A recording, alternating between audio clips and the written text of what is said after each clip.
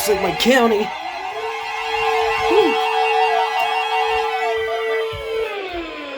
Has issued a flash flood warning. Flash flood. Eastern Jefferson County, Shelby County, until 12:45 p.m. Central Daylight Time. At 11:19 a.m. Central Daylight Time, Doppler radar indicated heavy rain across the warned area. Between 0.5 and 1 inch of rain has fallen. The expected rainfall rate is 1 to 2 inches in 1 hour. Additional rainfall amounts of 1 to 2 inches are possible in the warned area. Flash flooding is ongoing or expected to begin shortly.